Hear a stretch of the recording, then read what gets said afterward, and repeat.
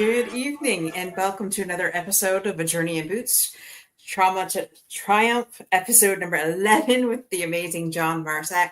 But before we bring him on to the show, I just want to give a brief introduction.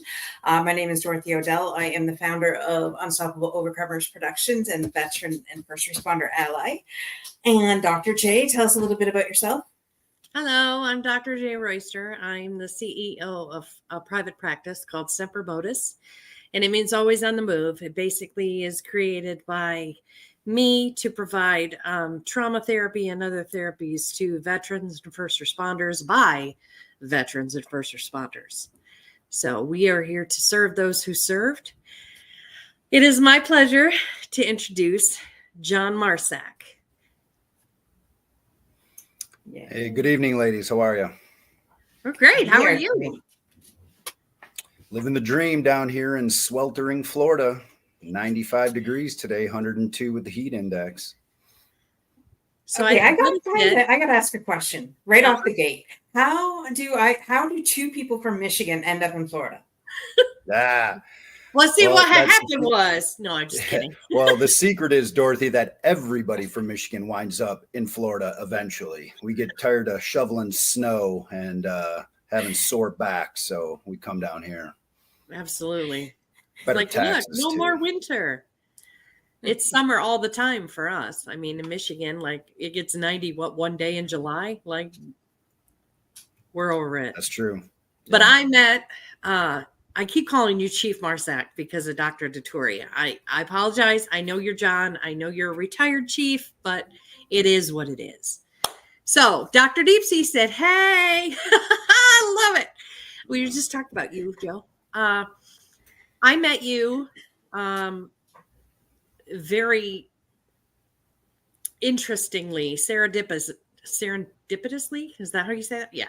So I was invited to see a screening of a movie by a fellow counselor, and we showed up and we saw you walking through the main portion of the theater, and then you got on stage, and of course I asked Dr. Detoria, I'm like, wait a minute, this guy's talking, he looks about the same age as us. I'm going to go ahead and text Dr. Joe, and voila. So this is pretty amazing. I had no idea the depth and the level of your career. So I kind of want to start with what's behind you and then move forward, like where you were, where you are, and where you're going, because you are from a military family. So I want to hear a little bit about that. Sure. Well, what you see behind me is what I call my war cabinet.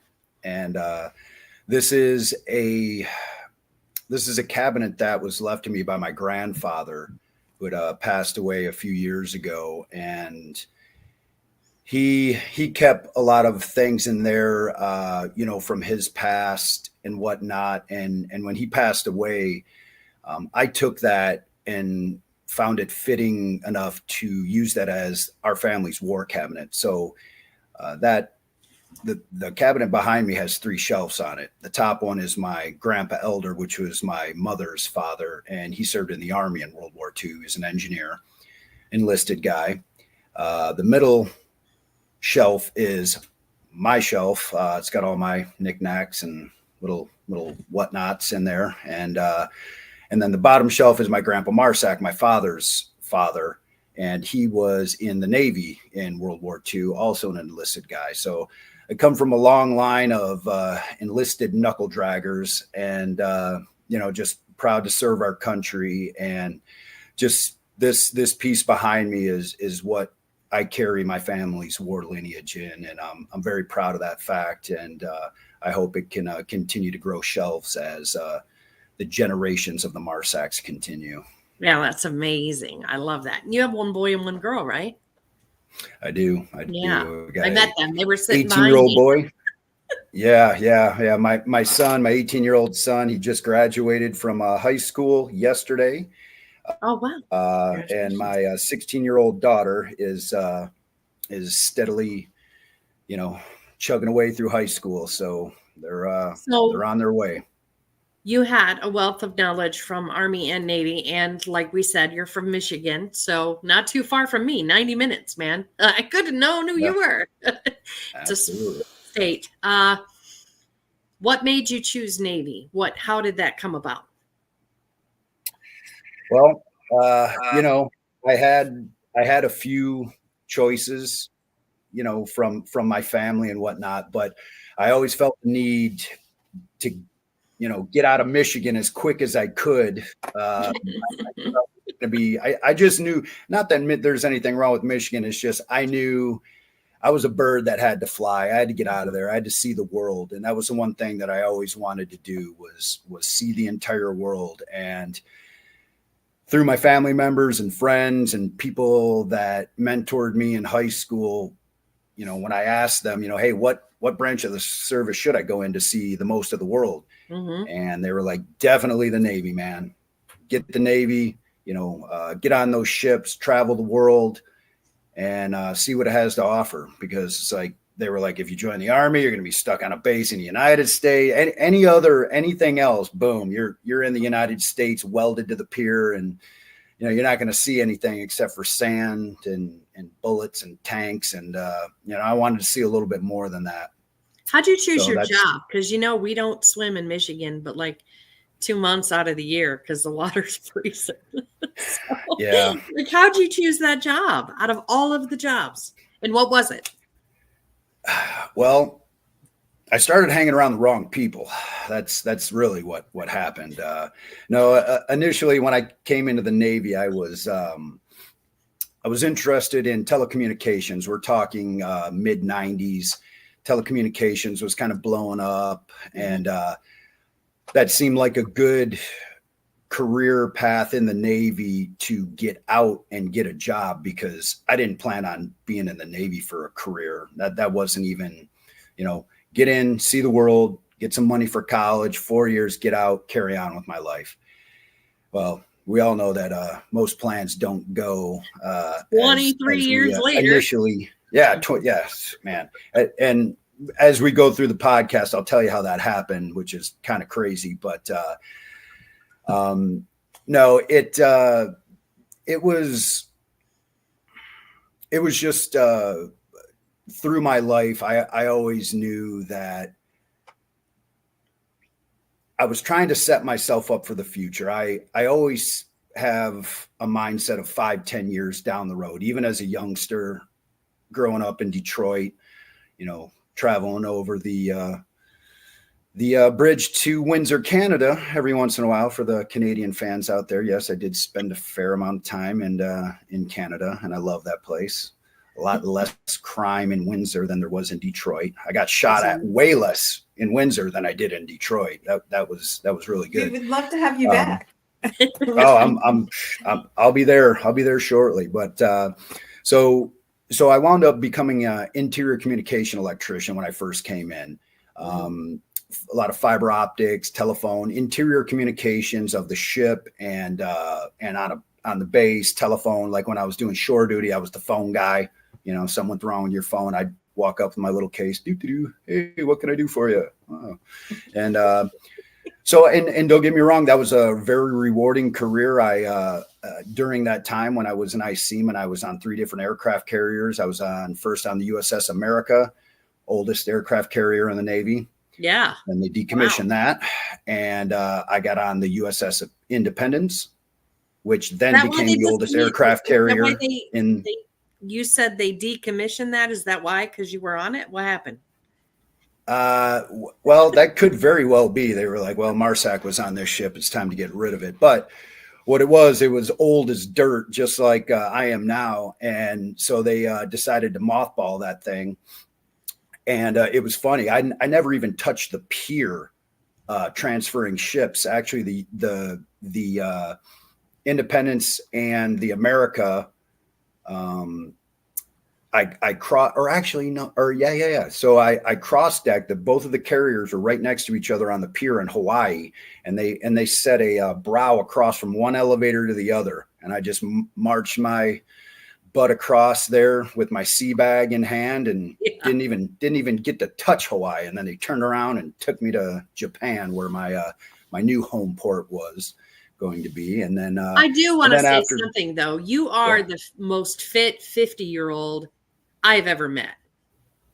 I do want to say he's 49. Well, close enough. Yeah, I mean, look, I'll take 50, to be honest with you. I just want to hit 50 just so I can say it's over. But in my line of work, I can't afford to let myself get out of shape. I'm still doing what I did in the military, and I'm fortunate enough to still do that. So, well, I'm getting to that. So then my final ship was the USS Kitty Hawk. So I did 3 aircraft carriers in 5 years, which is highly unusual. Unheard of. Yeah, they just decommit. They just kept putting me on the oldest ship in the Navy, the oldest aircraft carrier in the Navy, and I just decommed them all. So after we got done, and I was like, man, you know what? This is it. I'm done. I'm done with ships. I'm done with the Navy. I'm getting out. So I went down. After the Hawaii episode, I would have been out too. I mean, I got stuck in Dayton, Ohio. That was enough for me. Oh, well, I would have done my best to get out of there too. But right? Well, from once I finished up with that, I was done. I was ready. I was a fiber optic technician. I had a lot of certifications and stuff that would have really done well for me in the outside world. But right at around that time, the telecom world just took a crash, and it was not the industry that it was about 6 years prior. Mm-hmm. So I had this decision to make, and so I'm sitting in Yokosuka, Japan, talking to my chief, and he's like, Marsack, why don't you just finished up with 5 years of sea duty? Why don't you go do a little shore duty? So they dangled that carrot in front of me like they always do, right? Yes. And I was like, well, what do you got? And he started rattling off all these places. I'm like, nah, you know what? I think I'm just going to get out. And then he was like, well, hold on. What about Puerto Rico? And I was like, ooh, Puerto Rico? That sounds tropical, right? Yeah. And he kind of talked me into it. I was like, all right. 2 more years. I'll do 2 more years down there. I love the negotiation. Like it's a choice. Well, when you're an E3 and you don't know your head from the hole in the ground, and you got this big burly chief pointing at you, he pretty much intimidated me to stay in the Navy, which, right. If I ever see that guy today, I'm gonna have a strongly worded conversation with him. But this is actually this was the most significant moment of my military career, was when I was in Puerto Rico. So I was in Puerto Rico, was finishing up my time there, finished up, my 2 3/4 years of sea duty. And I'm actually in a TAP class, which for the people out in the audience there, TAP, I believe it was Transition Assistance Program to transition to the civilian world. Kind of a garbage Dorothy program. was kind of hoping that you dance for us. Well, it was a program that I was quickly trying to dance my way out of, but understand. I'm sitting in this course one day, and it just so happened to be September 11th, 2021. And while I was sitting there signing the final paperwork for me to get out of the United States Navy, I saw the first plane hit the towers. And everybody in the course was silent. And then we saw the second plane hit. Then at that point, I think everybody in America knew that, we were under attack and something needed to be done. I stood up from my desk. I ran out of the program with the chief yelling at me, "Hey, where are you going?" I might have flipped him the bird and ran. I don't know. It's a long time ago, but I ran right back to my command, knocked on my commanding officer's door, and said, it was a female at the time. I was like, "Ma'am, there's no way I can leave my military at this time. I want to re-enlist right now." She said, "Raise your right hand, repeat after me." I did. She told me to go grab a gun, go grab a helmet, go grab some flak, and go stand a watch. Wow. And once I did that, that started my career in the military. So that's what kept me in. That is a powerful reason to stay in. Yeah. And that wasn't even, and so, let alone did it provide me with a career in the military, it also provided me with a new career in the military, because remember how I told you I was started hanging around the wrong people? Mm-hmm. Well, I started hanging around these this small group of people called the United States Navy Deep Sea Divers. I had a neighbor. Terribly contagious. Trouble.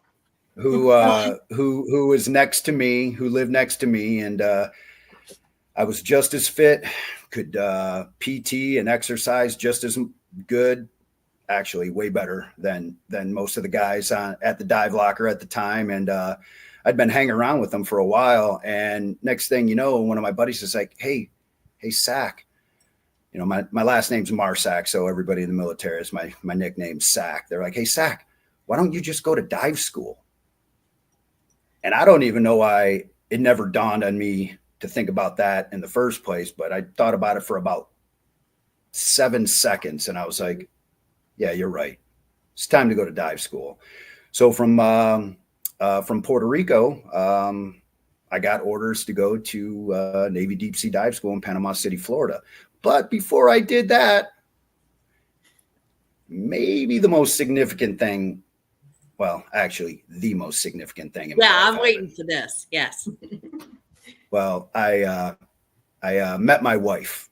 Yeah, you did. My wife right at the very end of my time in Puerto Rico. Beautiful Puerto Rican woman, born and raised in Puerto Rico. With 2 women. He cannot not mention this. Just saying. Yeah, no, I know. So really, just now that I think back, and I don't do it often, but now that I think back about Puerto Rico, that was probably the most significant turning point in my life, that command right there, for everything that changed. You know, my career, it kept me in. I changed career paths, and I met the woman that I've been married to now for 20 years. And it changed the whole trajectory of your life. Yeah. It absolutely did. Yeah. Yeah. And she's gorgeous too. I've seen her. So good job. Well, thank you. Thank you. Yeah. So yeah, and then after that, it was off to Navy dive school, and pursued a career in Navy diving, hitting pretty much every facet of Navy diving: salvage, ship's husbandry, special warfare. Dabbled. They always wanted me to go hit a training command or go to the schoolhouse. Yeah, me and politics don't really work out too well. That's kind of how that is when you get into the schoolhouses. I like to have a more hands-on approach to leading my men, because sometimes men need a hands-on approach to leadership, and it wound up being one of the greatest things that I've ever done in my life. I found. What was your deepest dive? Deepest work. I'm going to throw some curveballs at you, because this is no. Keep them coming. Okay. Well, deepest. All right. I categorize my dives in 2 different ways: working dives and what we in the Navy call dope on a rope. So I've been, just training dives, mixed gas diving off the coast of Maui, where they just set you down on the stage and you're just, you're dope on a rope. You're not doing anything. You're just sitting there. I believe those were about 200 feet. But my deepest working dives has been as a civilian. And matter of fact, they were just this last year in the Marshall Islands. We were diving, which we'll get into a little bit later, but we were diving on a wreck out there at 180 feet. 180 feet every day, 1 day off a week for about 3 weeks, and awesome. What is it like to? I know you're not supposed to stand on the bottom of the ocean because of, or I don't know if you're in an ocean or a sea, but some of those in the the movie, they were just clear as like walking around looking. So what is it like to stand or be at the bottom of the ocean and or sea and look up at the sun hitting the water? Like, can you explain that, visualize that experience Yeah. for some of us who have never been deeper than 10 feet? Well, I will say this. It's one of the most majestic things you could ever possibly imagine and ever possibly experience. When we were down at 180 feet and when I looked up, you don't see the sun. We're down there so deep that the visibility was beautiful there. We were actually over in the Pacific in the Marshall Islands. The visibility had to have been 100, 150 feet. It's beautiful. You could see anywhere you looked around, you could see. We weren't even wearing lights down on the bottom for this one. It was Wow. It was just so beautiful. And it's almost like you're standing in the middle of a big blue desert, and the temperature is perfect. The water temperature down at that depth in the Pacific is still about 85 degrees, 84 degrees. No wetsuits needed, just some chafing gear to protect your skin from stuff underwater. And you just look in every direction and all you see is the blue abyss. And, Wow. if you can train your mind and you can get it through that, nothing down there wants to hurt you. Everything down there, to some people, to others, everything down there wants to kill them. To me, Right. I happen to be a close personal friend of King Neptune. So I've talked to him. He said, don't worry about it. I've talked to my sharks, my mermaids, my whales, my crabs, everything, all the denizens of the deep. They're my buddies down there. So every time I see a shark, I just give it a little wave, show it the respect it deserves. It takes a look at me. It's like, man, that thing's weird. It's making a lot of noise down there too. I think I'm gonna leave that alone. And You just don't look tasty, huh?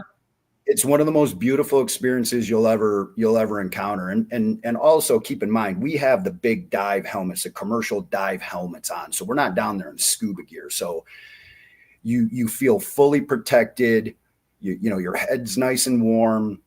You have communications with topside. You get hot, hit your steady flow valve, give yourself a little breeze, across your brow. It's the most beautiful workplace on earth. I must admit it is. And I think almost every deep sea diver can agree with me. So since your first dive, you absolutely fell in love. Is that what you're telling me? The sea has always been my first love, and a very close second is my wife. So how many, like Dr. Dutouri in his office has this huge map of the world, and he's got little red tiny pins of all the places that he's dove. Do you have such a thing, and how many places have you dove? Well, I do have a map that you can't see right now, but it's above the Mark V, above my head, but I don't have the pins in it. I'll be honest with you. I've lost track of how many places I've dove. I really have no idea, but I would have to say that it's, if we're talking countries, I don't know, 20, 30 countries, maybe, have dove in every ocean except for the Arctic Ocean. Is that on your bucket list, or is that like, no, I'm good because we're from Michigan. We're, used to freezing. Well, I'll admit, I don't, I'll say this. I don't like diving in cold water, but I find myself, we still do a lot of work for the Office of Naval Research, and we do a lot of test and development. So I find myself in some ice cold water, which, like the people are like, oh, you should do the cold plunge. I do the cold plunge for 3 minutes. Dr. Dutouri could probably even do it for 4 minutes. But I just jump in Lake Tahoe in February and stay down for 45 minutes at a time in a failing wetsuit. So I'm basically in there. I would have been warmer if I would have jumped into my underwear. So when people come up to me, they're like, "Oh, Sack, you don't want to get in the cold plunge?" I'm like, dude, I've chalked up enough cold plunge time this year to last me a lifetime. You know? Yeah. Give I'm it from a rest. Michigan. I've swam in Lake Superior on multiple occasions, you know, I'm good. So I understand. But Dorothy has just started cold plunging. So that's I'm up to 7.5 minutes. I thought that was pretty damn good. Well, you're way but better at what than degree? Jeez. Yeah. Because we're talking about like 18 degrees. We're not talking about 50. It was 50 degrees, but still. Okay. No, that's amazing. That's great for you. It's got so many health benefits at 50 degrees. I know Dr. Duttori's is at 32 because he has a TBI clinic and that's a part of it. But, you know, scientist wise, he's got his reasons, but a lot of people really like the 50-degree cold plunge. But you doing that for a job, I totally understand why you stay out of the tub. That makes total sense. You've done it. You're good. Yeah. Been there, done that, got the t-shirt.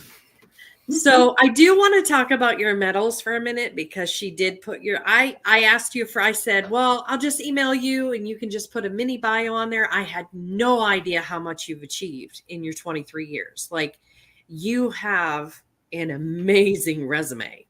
And I know you just keep your head down and keep it moving. And I said this before we even went live, is like, wow. That's all I'm going to say. Like, you are an amazing human being who has served in a way that is not well known. Well, look, I mean, a lot of people ask me about all those medals and ribbons, and I just say, I just went to the exchange and bought them. You know, they're like $1.25 each one of them. So I just bought as many as I could to make it look cool. So no, I wish that was a cool story. I'm sorry, they don't give out that stuff. Yeah. So tell us about that, because that is something our audience likes to hear about. Even though you don't want to talk about you can talk about the experience of getting the medals. Well, yes, I have been very fortunate to be part of very high-level teams with just some of the most unbelievable men and women you've ever seen. And I've always found myself a better team player than an individual.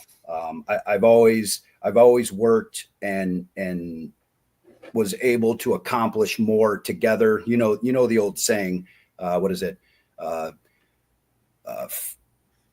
Fast or see, I'm messing it up. I had it right in my head right there. It's faster alone, further together, I believe is what it is. I probably just butchered that, but I've always been in that mindset of. No, we get the concept. It's good. Yeah, it's so with these men and women that I've been with. You know, I was in from a period of for the period of time between 1994 to 2017. So I was pretty much in during the entire GWAT era. And what's a lot of things. We got to talk about the civilians. Sorry. That's right. The global war on terror war that we subsequently just finished up. So for most of the 20-year war that we had after 2011. Yes, ma'am. You were in the majority of it. That's correct. Yeah, got in right at the tail end of the last, very tail end of the last Gulf War. You know, where I got a National Defense Medal out of that, and then also, you know, with the global war on terror, you don't see too many guys with stars on their National Defense Medal. But if you were fortunate enough to, you know, be part of that transitional period from the very end of the Gulf War into the global war on terror, you know, you were able to pick up that star on that medal. So, but where I think I really made the most difference, if you want to talk, you know, operational, was my time at the SEAL delivery vehicle teams. I was stationed at SDV-2 and operated with SDV-1. SDV-1 being in Pearl Harbor, Hawaii, and I was stationed at SDV-2 at Little Creek, Virginia. And this is the subsea. This is the Navy SEALs subsea component. Their SDV teams work underwater, deploying to regions of the world and doing what Uncle Sam has tasked them with. Getting there via the SEAL delivery vehicle. Looks like a very large black Twinkie that comes out of a even larger black Twinkie that sits on top of even a larger black Twinkie, which is a submarine. So, so a submarine with a dry deck shelter with an SDV in it, and divers' job were to deploy the SDV, get the SEALs and the mission specialists into the SDV, and get them underwater off of a moving submarine at night to go do what they had to do, and then safely recover them after the end of their sortie or their mission underwater. So during my time there, we were operating in places that, we always operate in places about 5 to 10 years before anything really kicks off around the world. So I can't really tell you where we were at, but if you use your imagination, you may be able to figure it out. But yeah, my best friend's a Navy SEAL. And I really like, we show up way before everybody else. Yeah, well, so the SDV teams are more of a reconnaissance team. It's you never know we're there. If you know we're there, we're not doing our job well. And if we were discovered where we were, things would be a little different on the world front right now. But right. But I really, really hate saying this because it's so cliche, and like most of your listeners is going to be like, yeah, this guy's full of it. I wish I could tell you what.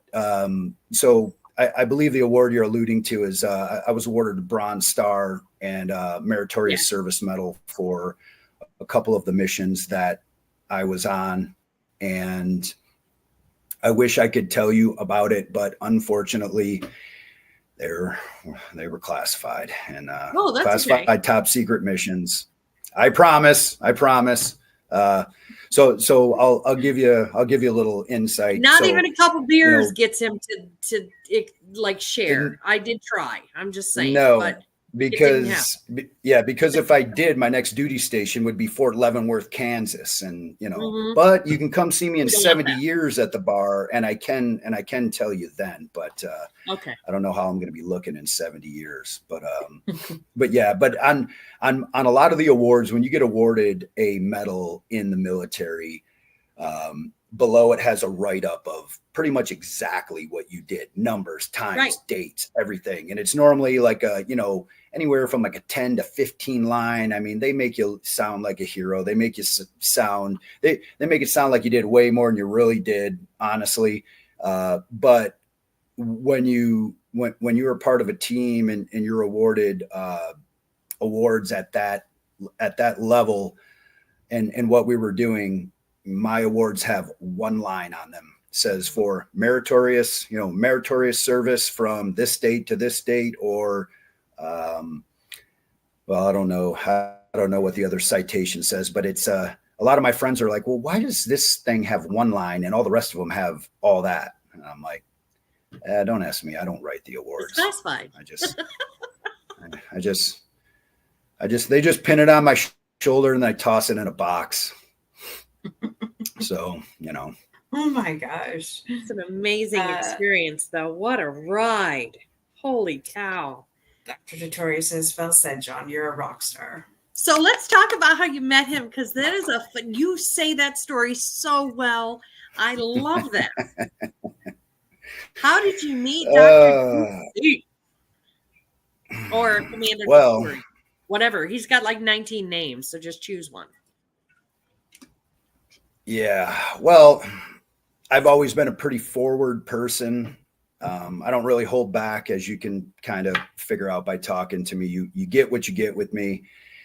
And so I was working in Tampa directly after I retired from the military, and I was getting ready to run a physical training session on a group of my guys, and I was over at the Tampa Convention Center. And I'm over there lacing up my shoes, stretching out a little bit. And then I see this guy running by that looks like Sammy Hagar with a beard, except for he's got, blonde hair instead of red hair. And he runs by me and he starts going up the steps at the Tampa Convention Center. And, and I'm looking at this guy. He's got all this crazy blonde curly hair, but that's not what stood out. What stood out was the shirt that he was wearing. He was wearing what we call in the Navy a blue and gold, but his was actually a golden blue, which is reserved for instructors of the SEALs, EOD, and divers. So when I saw him run by and start going up the steps, I looked and I was like, and I yelled at him. I go, "Hey!" He turned around, stopped, and looked at me, and I was like, "Where'd you get that shirt?" He looked at me, like, who the hell is this guy asking me where I got my shirt from? And he goes, I was an instructor at Navy dive school. And I looked at him. I go, "You deep sea?"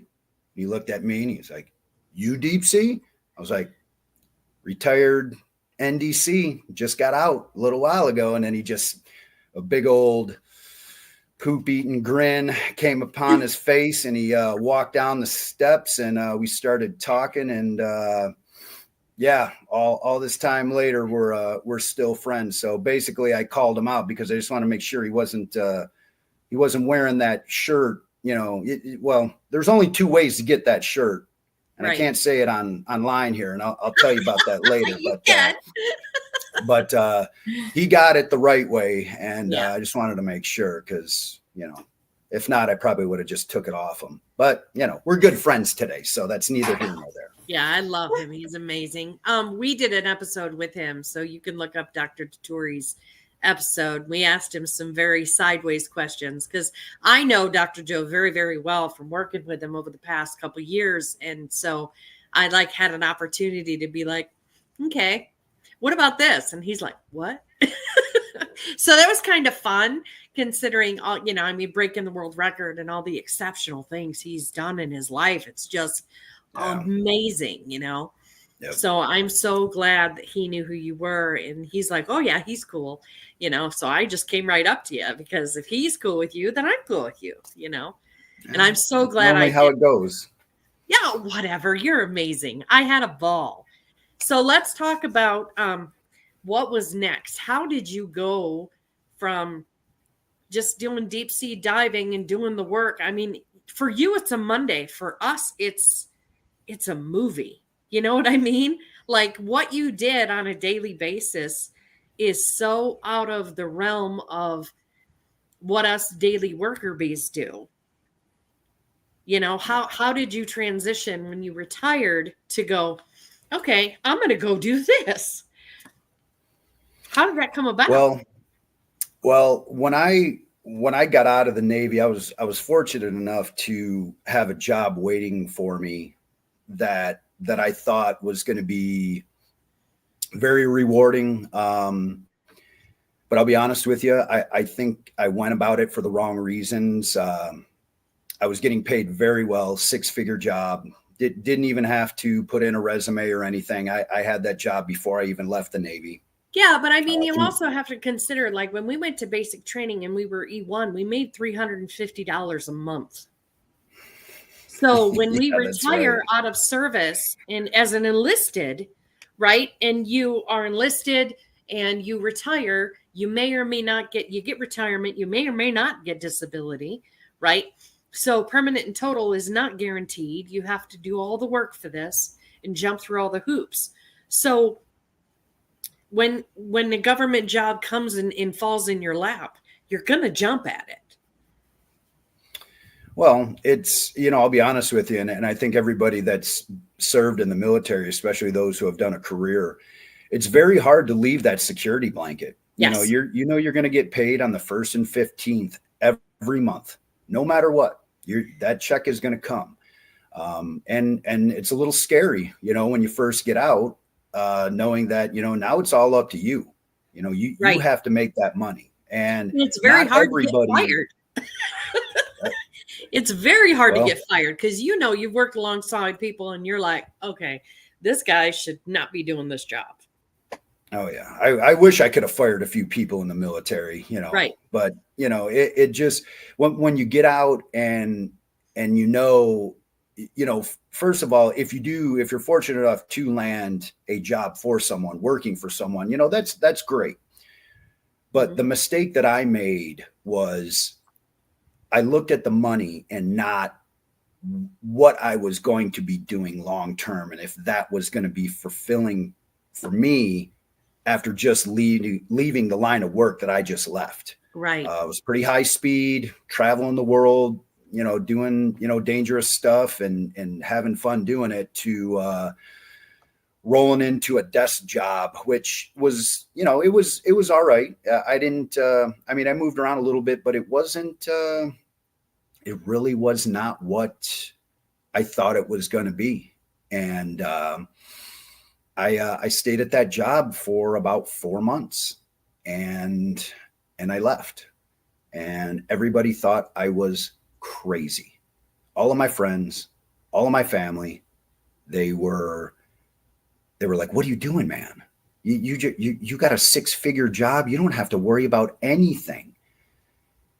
And the one thing that I can tell everybody, and the one thing that you can ask anybody who knows me, is that I've never been driven by money, ever.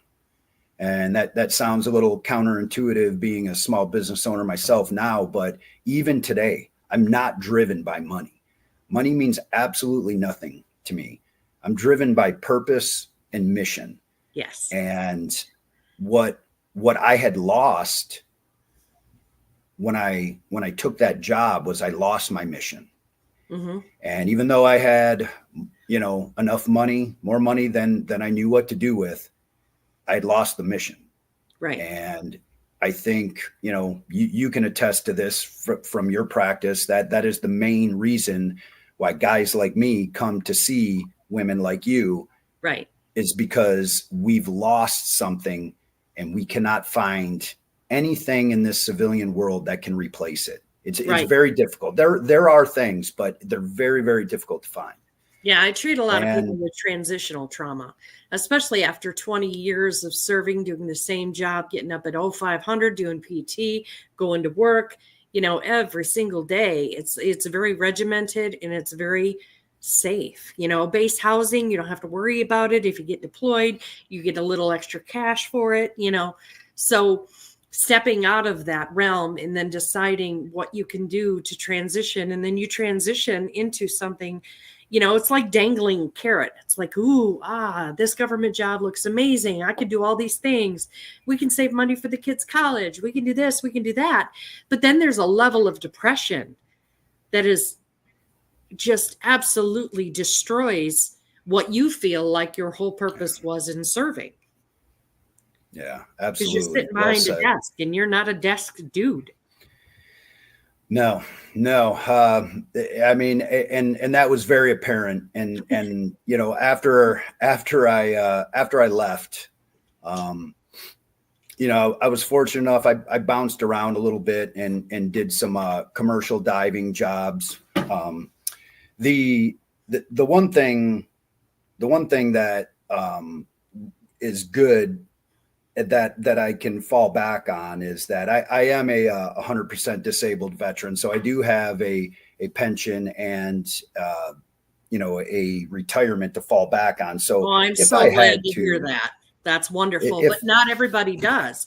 Not everybody goes through the psych evals. Not everybody does all the tedious appointments they make you do to get that. Yeah. And that's one thing for anybody who's listening out there, that, I will say this, us special operations guys, as high speed as we are, good Lord, we're some of the dumbest SOBs on the face of the earth. And what I mean by that is we pride ourselves on these little tiny medical records, because we never go to the doc. Something's hurting. We suck it up. We self-medicate. Why?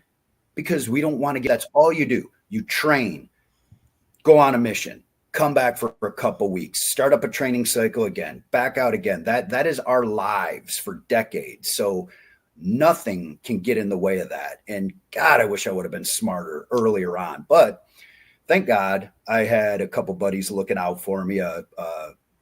Master Chief Corpsman, one of my best friends in the world. I'm going to give him a shout out here. Retired Master Chief Corpsman Dan Rich. Love you, buddy. And this let man us know if pulls me he into wants his. to come on the show. We'd love that. Oh man, I tell you what, man, Dan us Rich up. is the mayor of every town he goes to. He is. He is. You think I'm funny? Wait till you meet this guy. I learned a lot of my stuff from him. Oh, I love it. But he pulls me into his office one day. He calls me up. He's like, "Hey, Johnny, come to my office." I'm like, "All right." Rolling. I'm like, "Hey, what's up, man?" He goes, "Sit down, idiot." And I'm like, "Oh, geez, what do I do this Pretty time?" much. Yeah. And he pulls out my medical record and he slaps it on the desk and he goes, "Take a look at that thing." And I pick it up and I go, "Heck yeah, look at that thing. That's not even an inch." And he goes, "Yeah, that's about how big your brain is too, you idiot." He goes, Right. "How many years you got in the military?" I'm like, 17. He's like, "You plan on retiring?" I'm like, "Not anytime soon." And he's like, "Well, you know how plans go, right?" And I'm like, "Ah, geez." Yeah. And he goes, "Sit down, dummy. We're going to sit here and we're going to spend this entire day. I don't care what you were going to do. You're going to sit in here and you're going to tell me everything that's hurting you right now. You're going to be honest or I'm going to knock you out." Good. I was like, "Oh, geez." So You I sat needed down. that We did that. intervention. Yes. We all do. We all do. And thankfully for him, he was one of the guys who basically set me up with a little bit of a security blanket for the rest of my life. And, I can never thank him enough for that. And just with the people out there right now, if you guys are close to getting to retirement, like your last duty station should be all about you. It should be all about you getting your medical stuff done, getting the surgeries that you need, i.e. a hip resurfacing, get you a little cobalt chrome in the right hip like I got, a few titanium vertebrae in the neck. Fix your feet, fix your plantar fasciitis, fix your back. I got more metal in me. I got more metal in me than your Toyota outside right now. So, get the repair parts done and then, get your networking on so that you're not, when they finally cut you loose, because guess what, brothers and sisters, after you retire from the military, you're just a number. You were just a number in the military. You served your country and you can feel very, very proud about that. But the one thing that I can tell you for sure is Uncle Sam forgets your name the day after you retire. And you know what? It's not his fault. He's got a lot of children to take care of, and I get it. So what do we have to do? We have to do our best to make sure that we're set up for success after giving literally everything, body parts, organs, sight, hearing, name the thing that you've given away while you were in service. You have to set yourself up for success when you get out. Correct. Thank you for that. That needs to be heard by somebody who served as long and as hard as you did, because I think people just rub some dirt on it. And I mean, even me, I struggled to go to the VA. I'm like, dude, I'll do it next week. I'll do it next week. I'll do it. And it's a challenge. It really is. Yep. JJ. Yeah, it really is a challenge. And it is a challenge. And but you get to that point though, where you have to do something. You have to do something. And once a service member has to do something, then we're normally pretty good at it. So yes, but we always wait till we're not given a choice. We'll do it. Right. I know some civilians that are like that too. Just saying. Yeah. So you're a small business owner.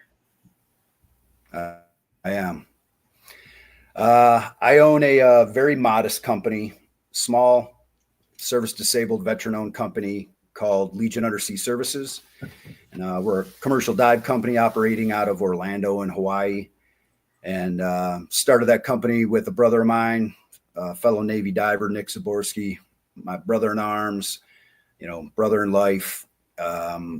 when we got out and we started dabbling in the commercial dive world, man, it was so unsafe. And coming from special operations and then rolling into this business where, good Lord, there was no leadership. The egos in this industry are dangerously unsafe. Mm-hmm. And we just couldn't handle it. And we looked at each other and we were like, hey man, if we want, we are not going to find a dive company to work for that measures up to our standards. So if there's going to be a company, we're going to have to make it. And that's what we did. We started our company back in 2018, and we have been going now for about 6 years. We've we started off doing all the dirty, all the dirty crawling in the mud, the dirty water, all the old crappy commercial diving stuff, when we first started off. And but we've networked well. We're pretty good at what we do. We've got 2 decades of military experience behind us, diving in every possible environment on Earth. But it lent itself very well to what we were going to start doing, further down the road as a commercial dive company. And we pride ourselves on doing the job the right way every time. If you don't like what we did, we come back and fix it. We don't ask for money. I used to tell everybody, and my business partner was like, man, I wish you would stop saying this. But I tell everybody, I go, hey, if you don't like what we did when we're done, don't pay us. Everybody's like, oh, and like even our customers are like, really? I was like, yeah, sure. Don't pay us. If you truly are not satisfied with what we did, don't pay us. And I'm confident enough to say that because I know I'm not going to not get the job done. I'm not going to not do what the customer asks or needs. That's not in our vocabulary. That's right. Not even something that pops into our head. So I'm confident by saying that. And, it's worked out pretty well for us so far. So would it be accurate to say, like, there are thousands of reasons to dive. Yes? Yes. So how did you get into recovery, and I saw the documentary and I even posted it on my Facebook page. You guys can click the link, watch the movie. It's exceptional. You will cry, be prepared, and you will cry a lot. I was sniffling like a little kid. Like it is heart-wrenching, but it is profound and it is necessary to do what you do. So tell us a little bit about how your dive company and doing what you do for certain customers transitioned into the recovery of people. Sure. Because that's pretty amazing. But before I do that, I'm very embarrassed to ask what I'm about to ask. I need like 2 seconds to plug in my computer. Can you believe that? Navy diver, unprepared. It just popped up and like, hey, you better plug this thing in. Well, I'm going to give a shout out to somebody anyway. So do we have any comments? There was one on your page. I can bring it up. Hold on 1 second. I can't bring it up on screen, but I can go into my phone here. You do your media thing. I don't know what you do. I just know it's awesome. There was a Brad Traver. He says, "Keep Traver. on doing." Oh, I went to elementary school with him. He married a girl that we graduated with. It's pretty awesome. I think they have a couple of kids together. He served in the Air Force too. Cool. There was a lot. Not a Navy guy or a Marine. No, I don't know what he did in the Air Force, and I don't know if he retired from there. I didn't follow his career, but yeah, he's an amazing human being. What did he say? He said, "Good work, Dr. J. Glad I was able to be on for a little bit tonight to see. Have to go, but thankful had the opportunity to see you." Aw, that's so nice. Very cool. Yeah, I want to say he served his career, but I don't know for sure how long he served. I know he was in Japan for a while because I've been friends with him on social media forever. But that's awesome. I'm glad he got an opportunity to see. John, I have such a hard time calling you that. I don't know why I want to call you Chief all the time. I just do. It's because I look old and salty. That's why. It's easy. It's an easy mistake. You Don't tower worry. over everyone. Are you like 6'4", 6'5"? No, not even close. You look really tall. 6'1" at best. 6'1", not my best days. Yeah. Dude, I'm 5'8". So, There's no way. You're much taller. Than you look taller. You know, I don't know. Camera adds 6 inches. Was it the boots? I don't know. Could have been.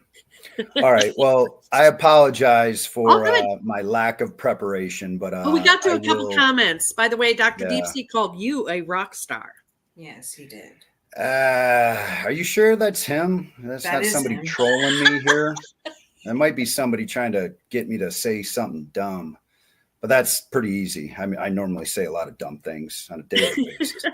You've done amazing so far. So, well, all right. To get back to your question, yeah, it's so first off, I just want to say that I feel like I'm one of the most fortunate people on the face of the earth, being able to still do what I do, and to get to your question on how I became available to do what we are doing now. So when I was in the military, if you were to ask any Navy diver, name one mission that you would want to go on, you can only pick one in the diving Navy. And I'm talking the whole spectrum. I'm talking, you could go to the SDV teams and go do all the cool guy missions. You could go to Mudsu and do a lot of salvage operations. You could pull aircraft carrier propellers off in the water, which I've done a couple times. Name one mission, and I guarantee you 99.5% of the men and women who are Navy divers will say a POWMA recovery mission every time. Really? And so when I was in, that's all I wanted to do. And you're able to go on those missions when you're stationed at mobile diving salvage units 1 and 2. 1 is in Hawaii, 2 is in Little Creek, Virginia. And that's all divers want to do, because being able to bring home another American I'll try to do my best to explain it here in a few, but it's extraordinary. So I was all stoked. Both my business partner and I were stationed at Mobile Diving Salvage Unit 1 out in Hawaii. Mm-hmm. But we were in different companies, and it came up. It was time, and lo and behold, of course, Nick gets to go on the POW recovery mission. And what do? They send me to the desert. Oh, I'm a deep sea diver. Where's the water in the desert? I was very do there. Like, you had to have been a fish out of water. Who did you piss off? Yeah, I know, right? Well, a better question is, who haven't I pissed off? That would be a much shorter list than the latter. But well, actually, out in the desert, when we deploy out to Bahrain, we're out there doing anti-terrorism force protection diving. So if a naval vessel is going to be going to a foreign port, they fly the Navy divers and EOD teams out there first to dive the piers and to check any of the vessels, any of the supplier support boats that come up to the vessel. We have to dive them for bombs and clear the whole pier for explosives or anything like that. So that's what I spent my deployment on, is looking for bombs on piers and ships. And Nick got to do what I had always wanted to do, was to go recover Americans. And what goes through your head when you're just swimming and going, oh, looking for bomb, I don't see a bomb? Like, how do you wrap that around I would not want to do that. That is not something. I mean, recovering a human who had been lost at sea for 70 years is pretty noble and pretty amazing. But like running around trying to find pieces of unexploded devices, like that's not joy to me. So how do you wrap your brain around that? Oh, well, I mean, if it blows up, you're not going to feel it. You're just gonna you're just gonna wake up in the big bar stool in the sky, and your buddy's next to you. Like, what the? Oh, geez. Dr. Deepsea, I'll have a coin for you. Yeah. So yeah, it's I mean, look, you don't think about that stuff. I mean, we really don't. That's why you got to have a screw loose to do some of the stuff that we do. It's trained, it's embedded in us, and every one of us knows that every time we go underwater could be our last. And you're pretty okay with it.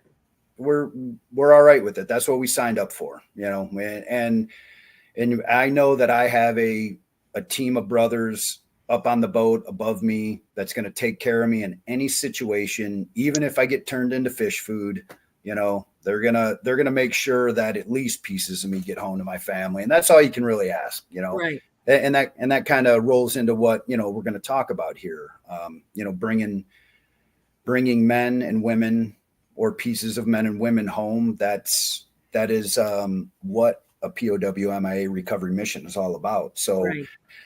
So when I got out of the Navy, I was, I was a little sad and disappointed that I was never able to go on one of those missions. And so fast forward 2 to 3 years into our civilian company, and Nick and I were diving out in a freezing cold lake in Kentucky one day, and we get a phone call from one of our. I hope it was a job and not like just for the joy. Oh, well, no, that there was no joy in it. We were salvaging a boat at a marina, and so we get a phone call from one of our old master divers, and he said, "Hey guys, you guys remember a man by the name of Dr. Pat Scannon?" Mm-hmm. And I didn't, because I never went on a mission. I never went on a POW/MIA recovery mission. But Nick, oh yeah. And he told me who he was. I was like, okay, well, yeah, we've heard of the guy. And he goes, well, they reached out to me and they asked me if I knew of a commercial diving company that has experience in human remains recovery and archaeological experience, underwater archaeology experience, and people that are just trustworthy and can be counted on to do a very delicate, job underwater. John's going. Well, it was funny because, our old master diver, he kind of chuckled to himself and he was like, "Do I?"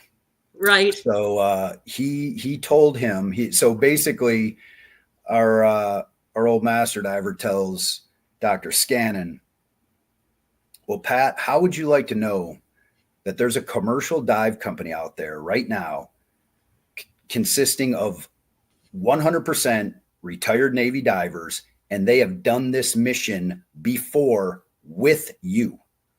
And he said, all their eyes got big and mouths opened up, and they're just like, "Could you make the introduction, please?" And he was like, "Yes, I can." And subsequently, that's where that call came from. And we sat there for, I was still in my wetsuit, dripping wet in this, closed for the winter restaurant bar that they, graciously let us into to have this video call.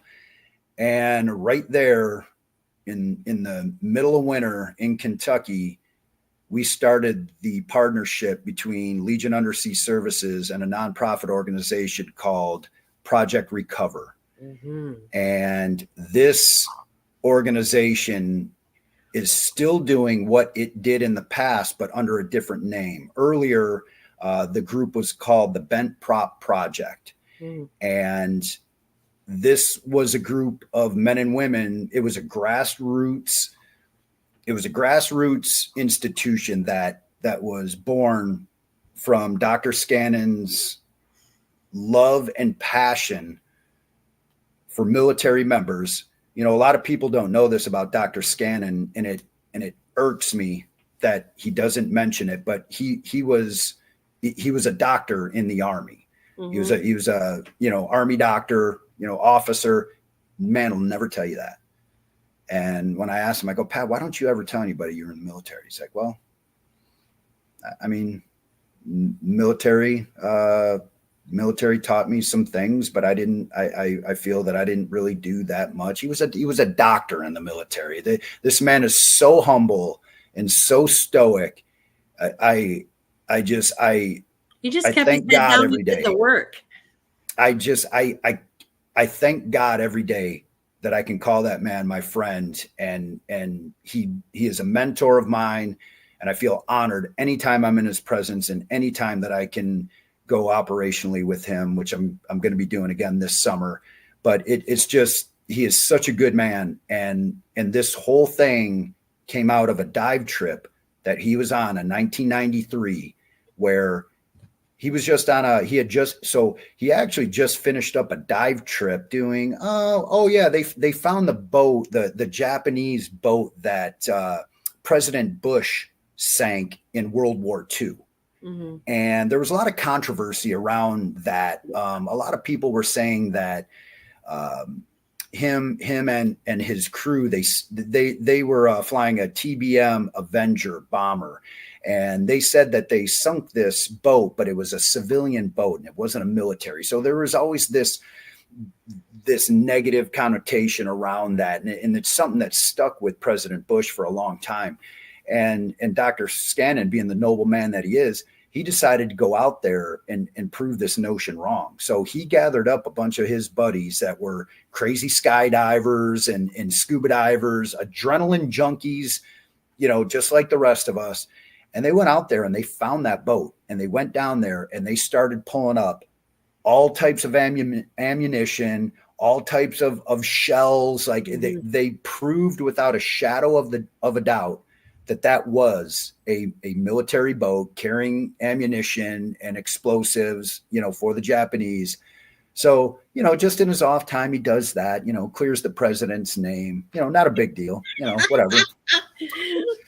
So none of that was mentioned in the movie. It's all about, it doesn't really have much to do with him, which I find fascinating, because this guy created a whole company around a wing. Yeah. And like I said, and as they're driving back that day, he's like, I'm going to do a little scuba diving, or that trip.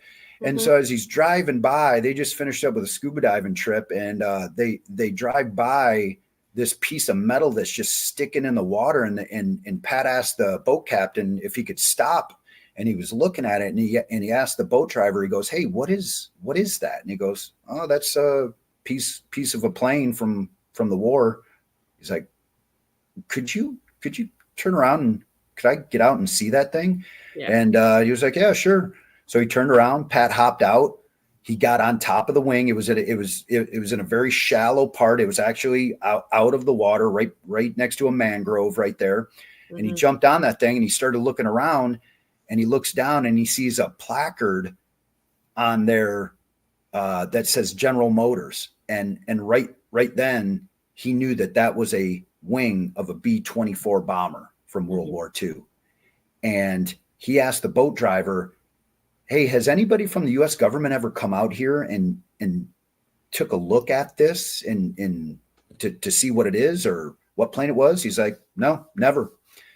And so from that second forward, Pat Scannon's life changed, and that was the beginning of the Bent Prop Project and subsequently Project Recover, because he made it his life's work to find out what aircraft that was, who was on it, and if they were still in there. And lo and behold, there still were Americans on that plane, and Dr. Scannon and his team brought those men back. And that started the Bent Prop Project, which has now evolved into Project Recover. So when I found out that that's what we were getting into, all day. I almost couldn't get back in the water that day. I almost couldn't do it. And it was amazing. And our inaugural mission was in 2021. We were out in the island nation of Palau, and we were diving on a TBM Avenger, just the same one that President Bush flew. And we were looking for a 3-man crew. And that started a love of mine that is only second to my wife. And I plan on doing this until I cannot physically or mentally do it anymore, because I will say this. That first mission, 2021, we had to return in 2023 to finish up that mission. We weren't able to close out the site, but I can say that we have successfully recovered 2 out of the 3 men out of that TBM. And we are awaiting news from the 3rd. So everybody might think, oh, you guys just dove down there and there's, like a Halloween skeleton down there, like you see, like sitting on your chair outside of your door during Halloween. Right. It couldn't be further from the truth. To be honest with you, the crash site, if you didn't know that was an airplane, you wouldn't know it was an airplane. It looks like a crushed up soda can that has every kind of bio growth imaginable on it. Like if you didn't know that's what it was, you'd swim right by it and think it was a piece of coral. Right. It does look like a piece of coral in the documentary, but how fast were they going when they hit that water? I know when they hit that water at that speed, it's like a concrete wall, but what was the miles per hour or knots, or I don't know what it's called. Well, you have to understand that these were primarily the TBM airframe was a torpedo bomber. So these guys were coming in at high altitudes and dive bombing these embankments and ships that were in Palau. When these, those are the ones you see in the older movies where they open the bottom and just drop the bomb, right? Yes. Yep. They have a bomb bay door, and the TBM was able to drop either one 2,000-pound bomb or multiple 500-pound bombs. They also had an assortment of rockets on them as well, with machine guns as well. But these guys are diving down at an incredible rate of speed, probably around like 400 or 500 miles an hour. They're dropping these bombs and then having to pull up with everything they have to get out of this dive so that they can live and continue on. Unfortunately, so kind of like the Top Gun movie where they go down, they drop it, they hit the target, and then they climb like this. But absolutely, you're not at that, they're not going straight up and down like that movie, but it's still the same amount of force, right? No, absolutely. Absolutely. And what's very sad is that sometimes that these men, just due to the fact that they were so determined to execute that mission and be successful, they literally paid for it with their lives, because they should have pulled up out of that dive a lot sooner. But if they would have, they may have missed their target. And these men at that time, that was the only thing that was important. So a lot of men wound up dying because when the bomb exploded on the target, it would sometimes damage the aircraft, sometimes rip the whole tail end of the plane off and crash these planes. Now, if that, some of the cases were like that, but you also have to remember during World War II, we've all seen the movies with the just incredible amount of anti-aircraft fire. Yes. Exploding, so for people who don't really understand anti-aircraft, it's anti-aircraft rounds or fire, they basically shoot these up in the air, and it's kind of like a grenade in the air. So it explodes and all the shrapnel goes everywhere. And it, you have to remember, these airplanes are made out of aluminum. They just rip right through everything, and they just tear these airplanes apart. And a lot of the time when that happens, if you hit that the tail section of the plane, or if that tail section gets blown off, that plane plummets straight down, and it hits the water doing anywhere from 300 to 400 miles an hour. Oh, Lord. So at 80, it's concrete. I can't imagine at 300 to 400 miles an hour. Yeah. I mean, if you look at it from kind of a veteran's point of view, at least they didn't feel anything. Yeah. But can you imagine the horror for the last 10, 15 seconds of those three men's lives? They knew they were going to die. Yeah. And there was absolutely nothing they could do about it. Most of the time they all have parachutes, and those canopies do open, but due to the centrifugal force of them spinning in, there's no way they can get out. Right. And if you were fortunate enough maybe to make it out, there was almost 100% chance that you would be picked up by Japanese forces and executed on the spot, which almost every single American in the Battle of Palau, that's what happened to them. If they got out, there were a few that got picked up by U.S. submarines and some ships, but almost everybody who made it out, if they were picked up by Japanese forces, they were promptly executed, and that was either by firing squad or they would behead you with their swords. Officers would behead you with their swords on the beach. So that's what you had to look forward to in World War II. So it's, so being part of a team that is going back and bringing these heroes, there's no other way to put it. Yeah. These heroes that gave their lives so that we,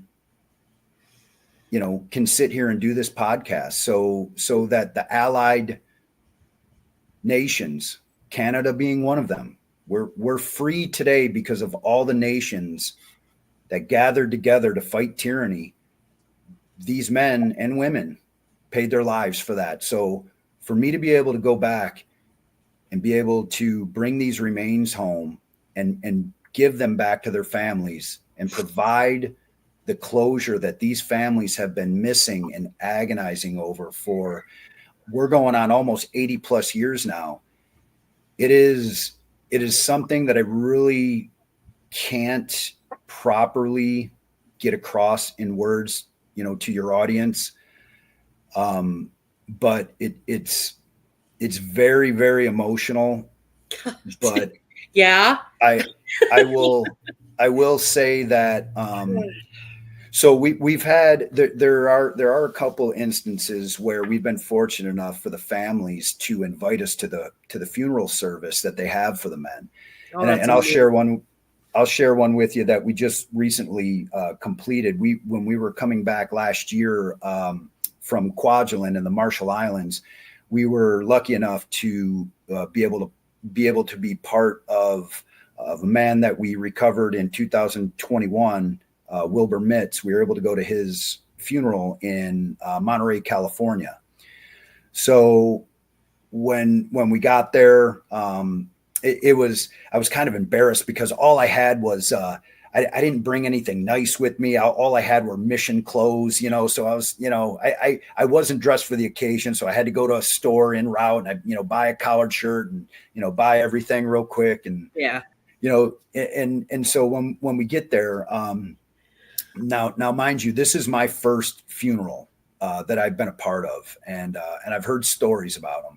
Mm-hmm. So I didn't really know what to expect. But we went in there, and I was expecting like a somber, sad, like what a funeral is. I any funeral that I've ever been to, right, horrible. Right. I'm not a funeral guy. I actually don't really go to funerals much anymore, but how can you say no to this? And right.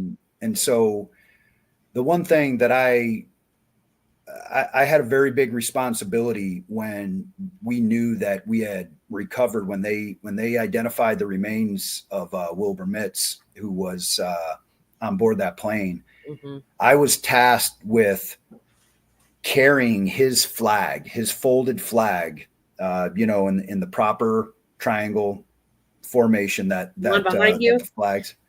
Yes, exactly like the ones that are behind me there. Yeah. So that was attached to my backpack for about 3 months as I was traveling around the Pacific, and a lot of people ask me, hey, whose flag is that? And Right. and I told them, and they were kind of sad. They're like, oh, we're so sorry, and I'm like, well, no, don't be sorry, be happy. We're bringing him home. Yeah, that's amazing. So that's what I would tell them.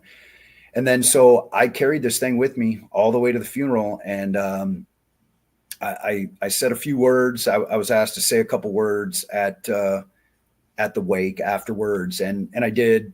And so then it was my turn to hand the flag over to the nearest living relative, which wound up being Wilbur Mitz's great niece, who was born 3 days after he died. She was the closest to him. All the rest of his family, brothers and sisters, mother and fathers, all of them had gone. Mm-hmm. And I bent down on one knee to hand it over to this woman who was probably in her mid to late 70s.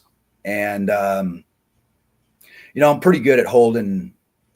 Well, I don't know if this is a good thing or not. I'm not a very emotional guy, but I like to say that I'm harder than woodpecker lips. But when I got down on my knee and handed that flag over to her, quite an honor. It was years. It was years of built up anxiety, mm-hmm. stress, and relief that came out of me. And I couldn't hold the tears back. And she put her hand on my head and she whispered in my ear. She said, "Thank you, for bringing my uncle home." And I'd have lost it. I don't know how you did it. Wow. Yeah. There's number 80,000. How is that significant? So right now, there are still over 80,000 POW MIAs that have not been recovered from all wars dating back to World War II. Wow. And not a lot of people know that. When you say that number, it's shocking. It's shocking to people. Think about that for a second. 80,000 Americans. And our population in that era wasn't even that significant, I don't think.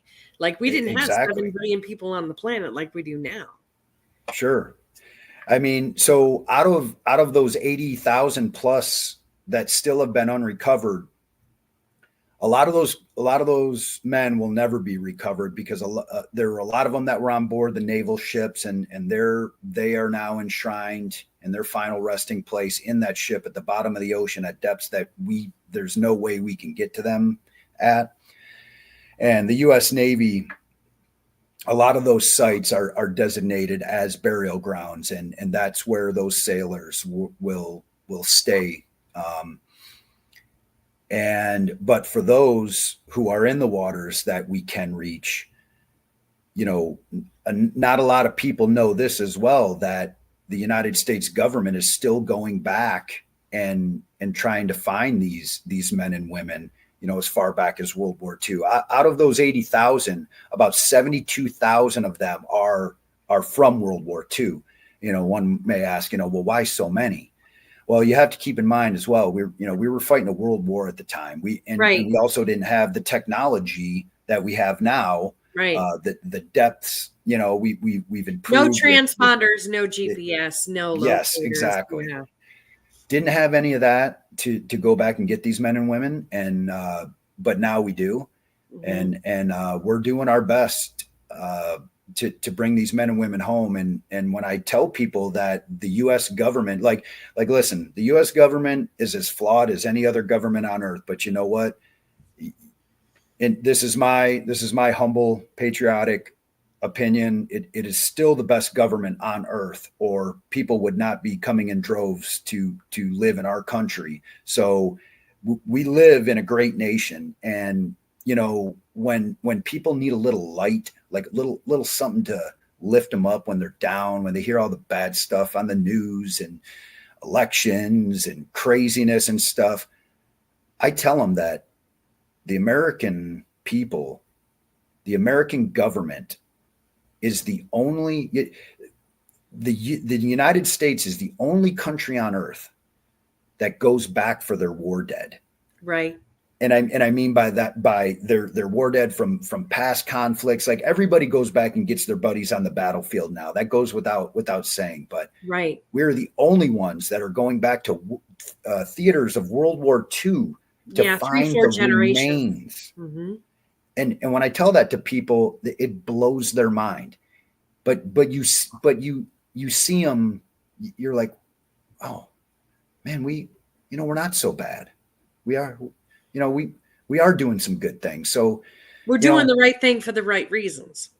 Absolutely. Because how many, listen, I know for a fact that both of you ladies right now know someone who has that black and white photo up on their mantle above their fireplace or somewhere in their house, that World War II photo. And they're like, somebody comes over and like, hey, who's that? And they're like, oh, who, what did Uncle Joe do? Who is he?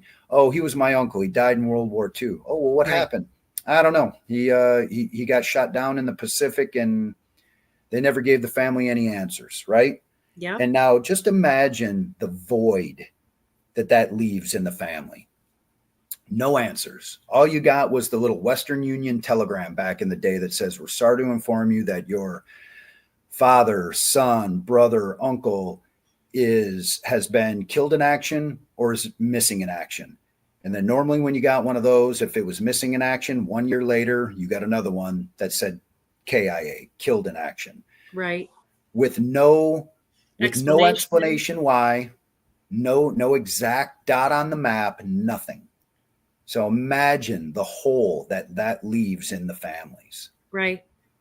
So I can't imagine being one of those families and not having those answers. So for me to be a very small part in this whole organization, to be able to bring closure back to these families, it's, man, there's no better way to serve. There really is no better way. Yeah. I cannot think of a better way to still utilize the skills that the military taught me to do what I'm doing today. And that is the reason why, look, I don't like getting up every day and busting my ass in the gym and trying to keep this old broken frame still working. I don't do it for me. I do it for the families. I do it for America, because if I'm not doing it, there's not that many people out there that can do it. My team and I were so fortunate to still be able-bodied, have the mindset, be able to, this is the funny thing too, because like everybody's like, well, Sack, who are these people? Who are these divers that you get? And I'm like, look, the easiest way I can explain this is, you ever seen the movie Armageddon? Yeah. Right?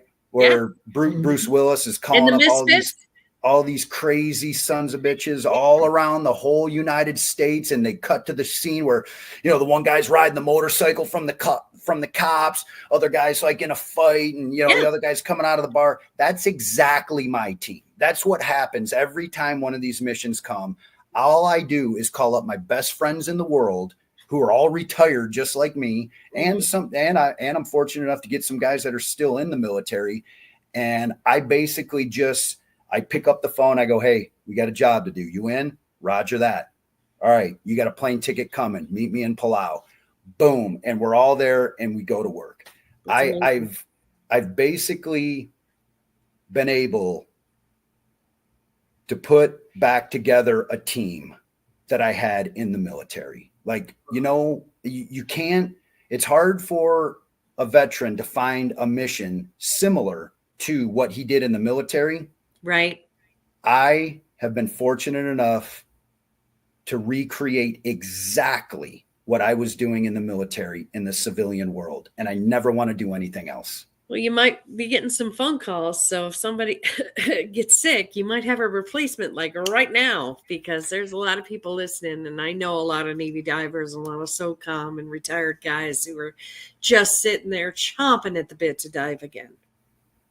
Well, especially for this. And what's amazing, and Dorothy, you don't know this because you're from Canada, but the American Legion has a table that is specific to prisoners of war in missing in action. And it's all set up in every legion. Every single post has this one table with one chair that's just for them.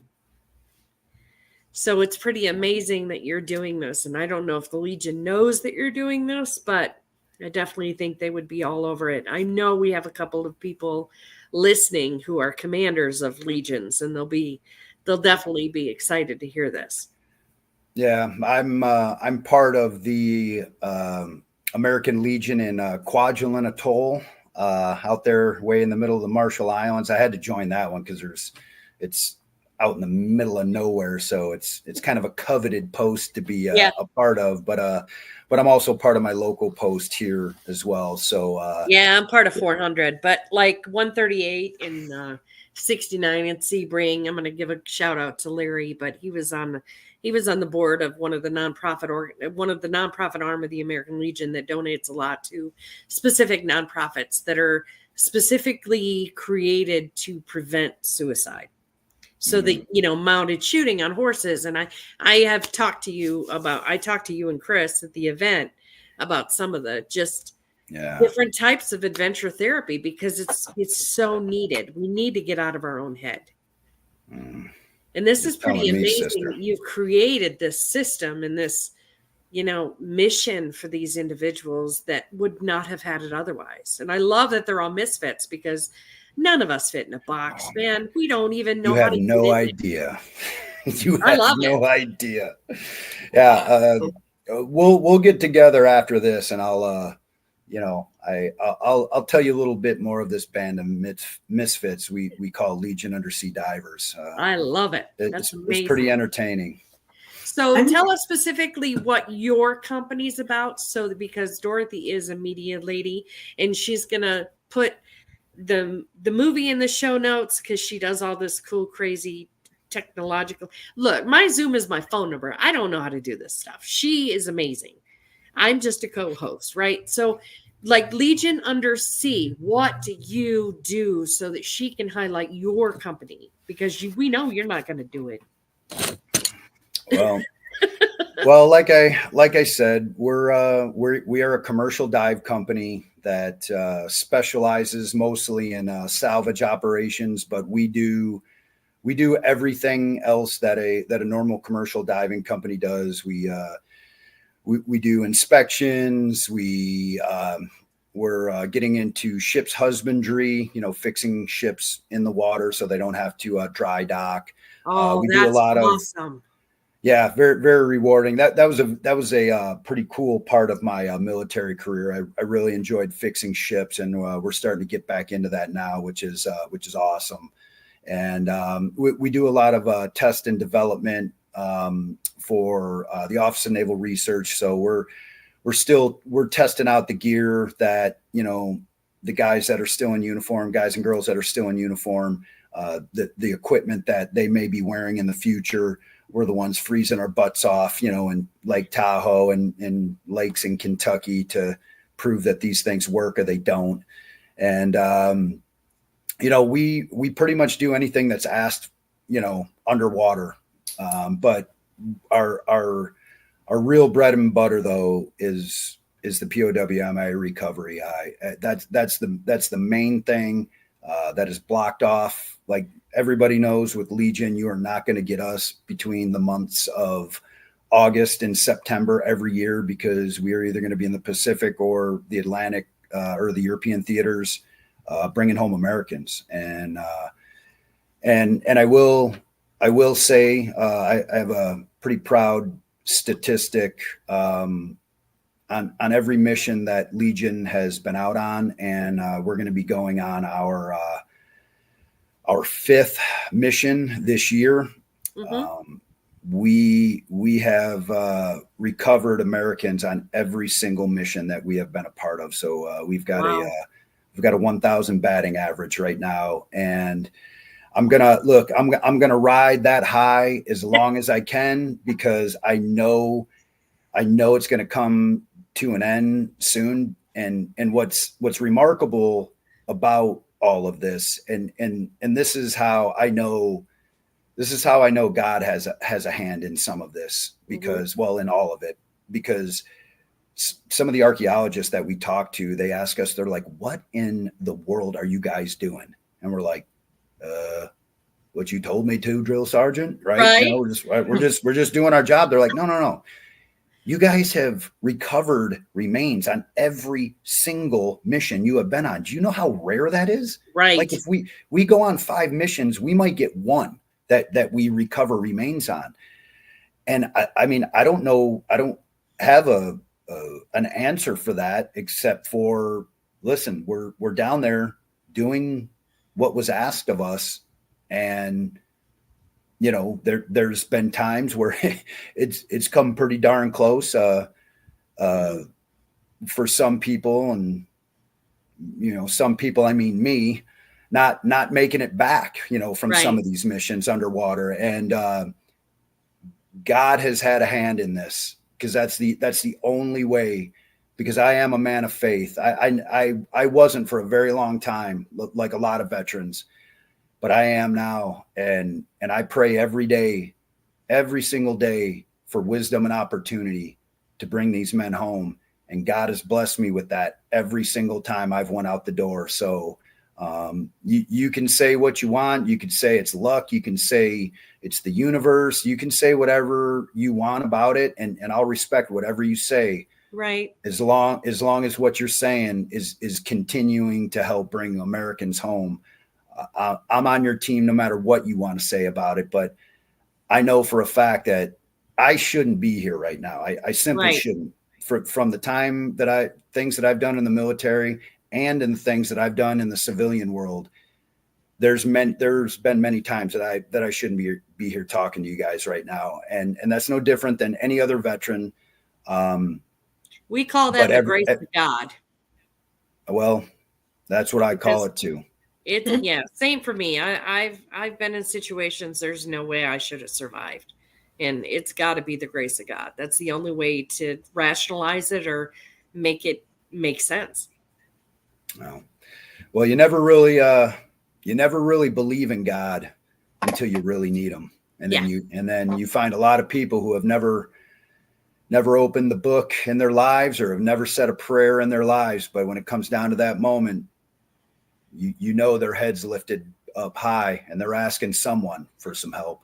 Yeah. Either way is okay. Like you said, you know, whatever you believe, you just know your experience. Absolutely. And that's what matters. Absolutely. So we're going to ask you some sideways stuff now. Are you ready? Yeah. He cocked his head. I love it. Dorothy? Yes. So, well, there's a couple things before I get into my usual questions that I asked. So in your recovery, do you ever do civilian recoveries? We have been asked. Some civilians have reached out to us. As a matter of fact, one of our own team members has a missing family member that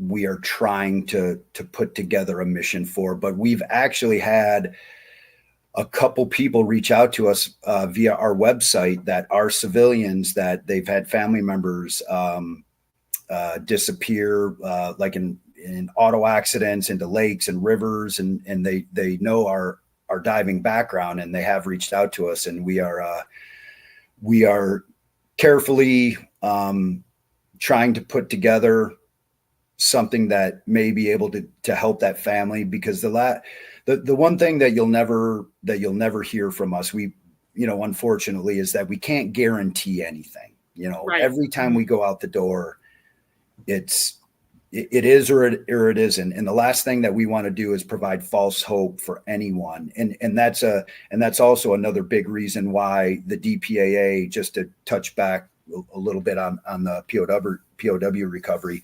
Mhm. The funny thing about all of this is that the family members of the people we are going out to find, they never even know we're looking for them.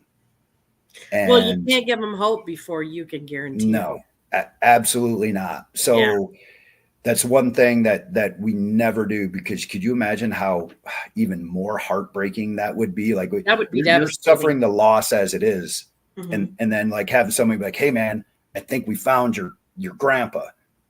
Oh, sorry. No, we were mistaken. So we never do that. But Just kidding. yes, Dorothy, to answer your question, they have reached out to us, and we're in the process of seeing how we can help. First of all, I want to give a shout out to Branch 188 in Kingsville, because I grew up that my entire life, Friday nights and Saturday nights with Grandpa out at that Legion. So I'm gonna have to go see if that table exists in Canada. Yeah. So Yeah. I will have to Take do pictures. that. And number two, as I've never told this story, and I was looking at your bio, and it didn't even hit me until I'm listening to your story that holy shit. My family's had to use recovery teams twice in my family. One is when my uncle committed suicide, took off Christmas Day. Dive team went, long story short, 3 months later, they found him. Oh, So Yeah. if it wasn't for the police officers in Wallaceburg, Ontario, and their dive team, we probably would have never have gotten his body back. The second time, I don't know if anybody's heard of the Pele Island crash. 20 some odd years ago. There was a bunch of hunters on there. A doctor from Chatham, Ontario, a police officer was on there, and my cousin was one of the nine or 10 men that were on that plane that crashed into Point Pelee. And it took, I don't know how, it was at least a week or two before them to recover that plane. And it's what's ironic is part of the dive team on that, I would say 15 years later, I was in a meeting for my work that I was doing, and they had Coxton's Towing out there. And the owner of Coxton's Towing was describing this crash and the recovery of this crash. And I'm listening to him. And that next thing you know, I get chills from the base of my spine down. yeah. And I just went like white. And he looked at me for some reason. And so afterwards, I went up to him and I thanked him. I said, you recovered my cousin's plane.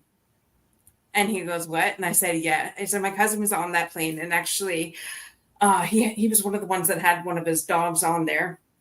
And so the dog went crazy before they started up. And so he was the last one in the plane. And when he went down, he was the only one that could be recognized. Wow. Out of everybody in that plane, because he grabbed his dog and things like that. So I just want to thank you for what you do, and for all the other divers out there that do what they do, because I'm sure that's not one job And that they I can all do. have a purpose and a mission, and it's underwater. Like, how amazing is that? Mm-hmm. I would not Best know office what on to earth. do.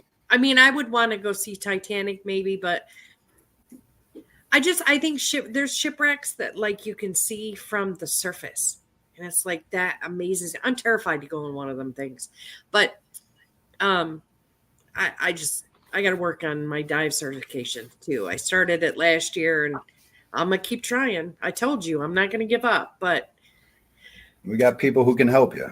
I do. I'm very, very thankful and grateful that there are a lot of you guys that are just like, hold my hand and stand here, and it's okay. They don't push you. They're not trying to make money like you do on those little trips or whatever off the side of the cruises. And if you start to have a reaction or you get a trauma response, they'll put you on the shore and just call it a day, and you lose your money. Like Navy divers aren't like that. They will stand there with you, and they will hold your hand, and they will work through it with you. And that's just, I'm in awe. No. I think it's amazing. So one of the sideways questions, John. So, what is one thing that no one knows about you? Or that most people would not know about brow. Nobody knows. He doesn't share. So this is going to be interesting.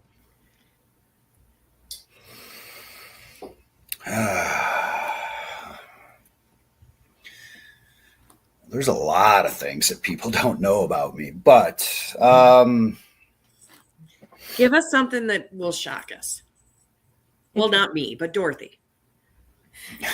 She thinks I'm like this innocent chick from Canada. No, I just, considering my profession, it's very hard to shock me. So that's why I said gosh, well, I yes, don't know. You're naive and sweet, and I love you, but still. You don't. Well, I guess, I don't know. I used to be a lot. I think I used to be a lot harder than I am now. And I used to be able to watch anything on TV, and I used to be able to hear anything, or, I wasn't very emotionally connected to stuff when I was younger, like a lot of us were. But once I had children, specifically my daughter, I can't stand to watch anything that has to do with hurting children, or anything that's negative about children. I physically get ill if I'm forced to watch that. I've tried to force myself to watch some of these, these movies and stuff these days. And what was that one movie, Slumdog Millionaires? Oh, like I watched like the first 20 minutes of that, and I couldn't do it. I got up, walked out of the movie theater. My wife came, she's like, "Hey, is everything all right?" I was just, I can't go back in there and watch that. And they're like, and my wife was like, "Why? What's wrong?" And I was just like, "I don't know. I can't do it." It's when I had the birth of my daughter, which was my second child, it really did. It changed my operating system. My son, I had a boy the first time. All alpha males can will the gender of their children. I wanted a boy first. I got a boy. I wanted a girl second. I got that girl. But it changed me so much when I had my daughter that I championed, and I wound up finding this visceral hate for individuals that could do anything to children or older people. So basically just the weak and the helpless, they prey upon the vulnerable.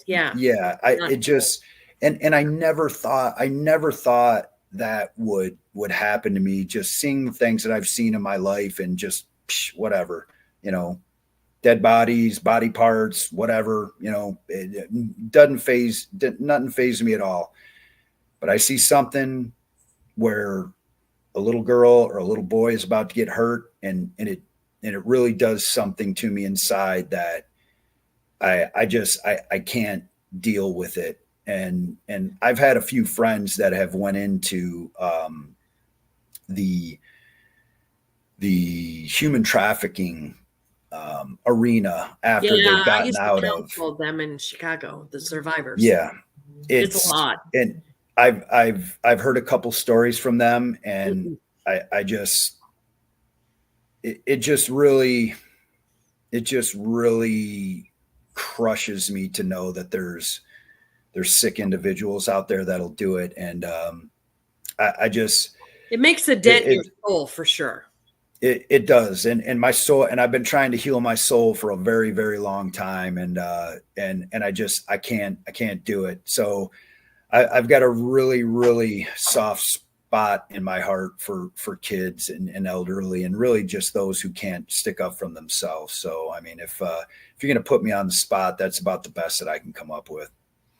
I love that. I always go for the underdog. It irritates the crap out of me when. Well, and he seems like he's able and willing and ready to stand in the gap for those who can't protect themselves. Always have, always will. That's awesome. I love that. Love that. Yes. And I know you've alluded to it throughout the entire 2 hours. Yes, it's been 2 hours. Oh, Look at that. You have an amazing story. We had to let you go, man. Yeah. I love this. I think this is an exceptional. And I think, I know we're monopolizing your time, but at the same time, like, look at the wealth of information you're sharing with those who may be considering going into the Navy. You're giving them a picture of, like, a snapshot of what a career looks like. That's kind of what we're doing.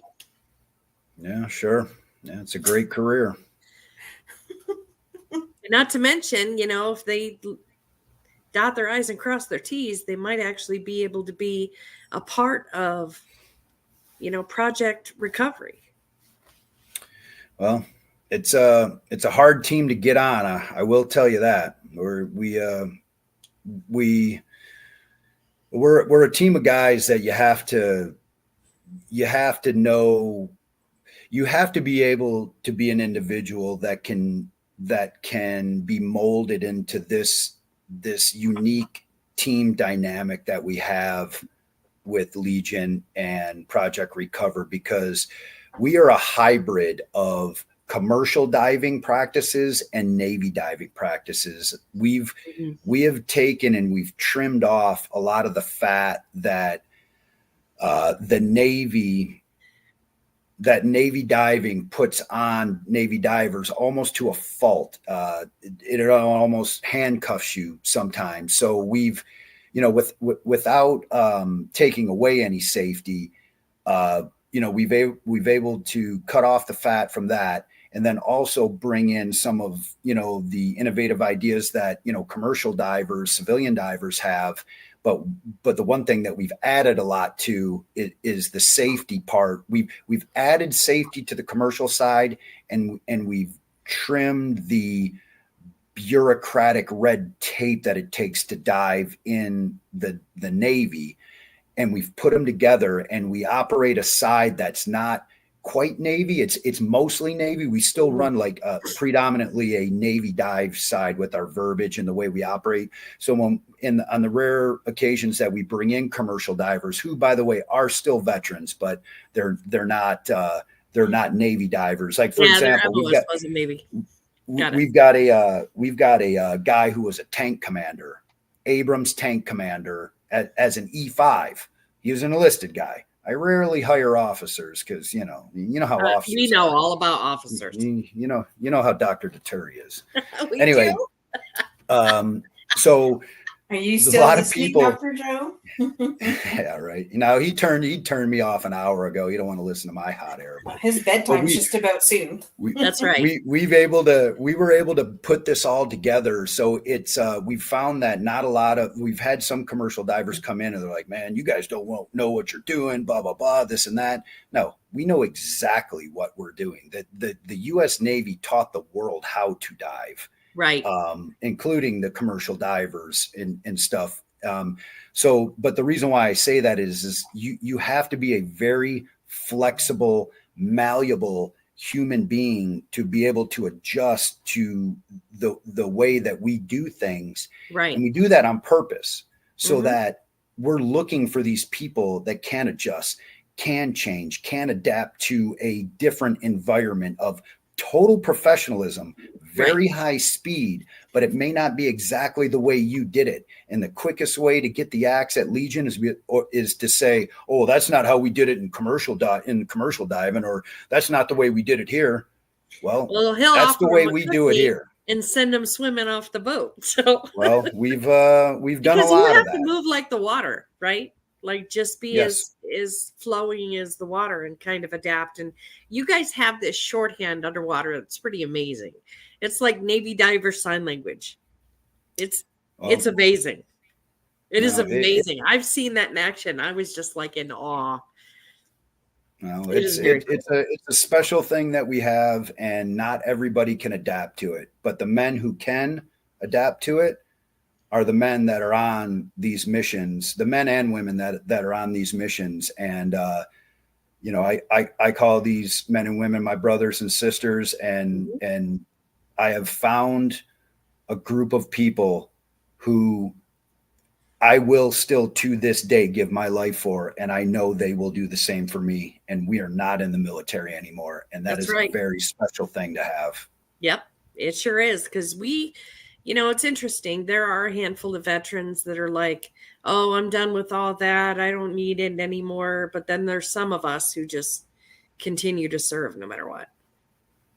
It's all I know how I to fit do. in because I'm like a round peg in a square hole. So I met a lot of his crew and I'm just like, oh, this is on time. I love this because we're all like that. We're just a bunch, like he said, man, Armageddon, totally true. But when it's time to come together, I can totally see you all working like a well-oiled machine. It's pretty exceptional.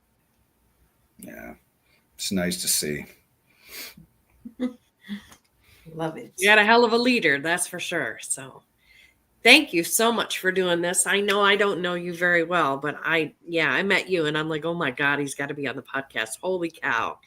Just like the way he spoke and most of the things you say, you've talked more than you ever did on Monday, but like most of the things you say are so powerful and they're just like mic drop. Well, I don't like to waste people's time because I don't like people wasting my time. So I get quick and to the point, and I want to be very respectful of everybody's time, and I just, if there is a way that I can help, I'm always asking, and that's not one of those light things that you hear from a lot of people. Hey, just let me know how I can help. And then when you pick up the phone and call, they never pick up. Yeah. I'm your 3 a.m. friend. That's you got your 6 p.m. friends, you got your midnight friends, but then you got your 3 a.m. friends. I'm a 3 a.m. friend. Yeah, me too. Absolutely. My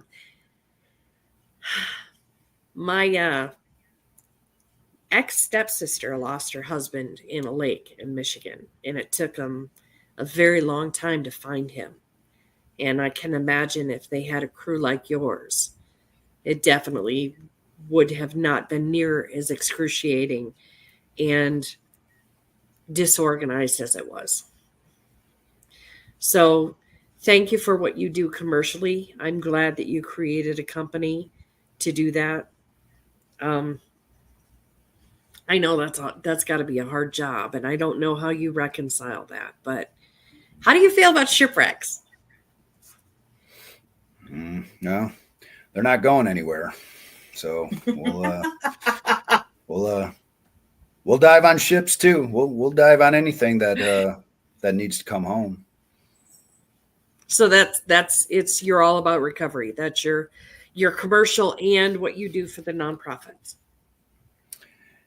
Well, that's mostly what we've been fortunate enough to focus on. But like I said, there's literally nothing underwater that we can't accomplish. So, but our heart and soul is in the recovery work. If that's all I could do, that's all I would do. I've always told my business partner, I was like, man, we got to figure out a way where we can only do, like, I only want to do this. I don't want to go, jump in some paper mill vat that I have to be, I can't let any of the water touch me and I have to be decommed when I get out, or diving on a dam where, if that gate isn't down 100%, I'm going to get ripped through that thing and turned into mincemeat on the other side of that dam. Yeah. I'm too old, like, what was it? said that in what was it? Lethal Weapon. Is man, I'm too old for this shit. Yes, You absolutely. know, Danny One of Glover. my favorite That is- movies. Sorry, Danny Well, Glover. so I old do for have this one last question, and then Dorothy can ask anything she needs to ask. But the last question I have is you talked about Little Creek and Fort Story, and I spent a lot of time in Virginia Beach. And right before I left, and I came back down here in February, somebody drove off the pier, and they could not get him because of the conditions. Is that a thing for you? Well, there are conditions that are too dangerous sometimes. It's rare, but normally it has to do with current. This is Virginia Beach here, though. I mean, come on. Oh yeah, okay. Well, to be honest with you, I don't know. I don't know of any of the conditions that would prevent anybody from going in there to recover a vehicle or anything like that out there. It's in the ocean. We could have done it. They should have called us. Right. I think they did get the guy out. I believe I do remember what you're talking about. They did recover the guy. It was in February. It wasn't too long ago. Yeah. There really isn't too many limitations that we can't go down. I mean, we don't need light. Like, it's too dark, we can't see. We don't need light to do our work underwater. Most of the stuff we do underwater is with our hands. We shut our eyes and we go to work, because there's times where you can have your light on in your hat. The water's just so murky, so dirty, you can't see 2 inches in front of your face. So you just shut the light off, you shut your eyes, and you go to work. But it's very rare. It's very rare that there's a condition other than very, very high current. Not very high current. Divers have a limitation. Once it starts getting up above. Yeah, well, you see, if you're talking about a surface supply dive, I'm tethered to the surface from my umbilical. So the tenders from the top side can hold me in place if need be.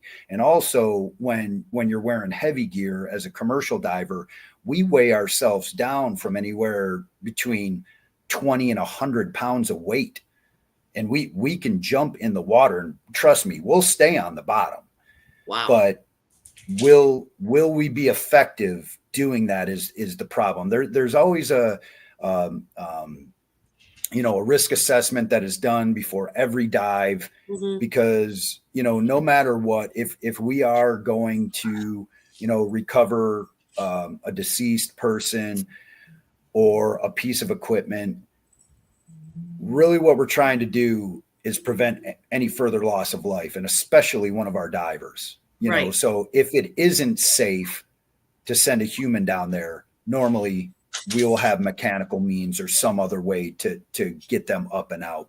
But it's rare, other than high current or just it. And this is very rare as well. But sometimes there's sea life down there. Sometimes there's there are very aggressive sea life down there, but it's very rare. It's very rare.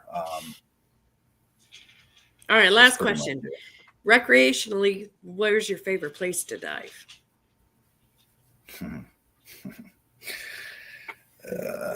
I don't like to dive recreationally. Wow. Okay. That's interesting. So, actually, you know what, Dorothy? This is probably what I probably should have said to you. This actually is maybe a little more fitting. They're like, oh, Mr. Navy diver, you must go scuba diving. I hate scuba diving. I don't like to counsel people after hours, so I get it. Well, I tell them it's like a banker going home counting money at the end of the night. Right, exactly. But I will say this. Look, I've told you guys that I'm not the smartest guy in the world. I think everybody who's watched this podcast can pick that up. But I beg to differ. I do too. My buddies finally twisted my arm last year in Palau. They're like, Sack, come on, dude. So to answer your question, it's going to be Palau, because Palau is like one of the top 3, recreational dive spots on Earth. The guy's finally twisted my arm. I finally go out on the boat and I'm like, yeah, whatever. And I went diving and I had the time of my life. It was awesome. It was awesome. I'm not going to lie. I don't do it. Like, I don't make plans to go scuba dive myself, but if I'm with the boys, you know, and we want to go hit it, because a lot of my guys do like the recreational scuba dive, and you know, the plane tickets to Palau these days and coach are $3,000. So rarely do you get an opportunity to go to that side of the world, hop in the Blue Hole or the German Channel, you know, and watch these, you know, 10, 12, 14-foot wingspan manta rays come right over your head. I forgot which one of those spots I just said, but it's a cleaning station for manta rays. So all the small little cleaner fish, they just do this majestic, super slow flyby, like 15 feet above your head. We're all ducked down in the coral looking up, and there's these magnificent, just sea creatures just gliding above us, getting cleaned by these fish. And it was one of the most astounding things I've ever seen in my life. It's like real life Finding Nemo. It's the stuff that you see on National Geographic. I was able to witness that in person. And to all the guys, you know, thanks for getting the old, you know, crotchety man off his ass and get him out there scuba diving. I appreciate it. But I'm only doing it once this year, because I'm getting in my room and I'm getting some AC. You know, we're out on a barge that's like a cast iron frying pan all day and about 100-degree heat all day. Right. And then these half-wits want to go out and get in the heat and dive for the rest of the one day we got off, they want to spend outside. Man, get out of here. I'm relaxing. Well, I'm glad you did that. And I'm glad you got that experience, because that is different than, you know, work, right? It is.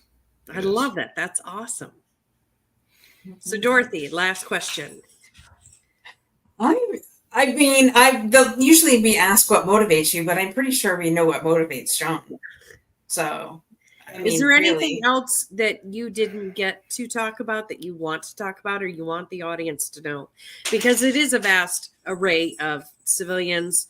That's active duty. I got a lot of Navy guys who are in Norfolk right now who definitely listen to this podcast and watch it on YouTube.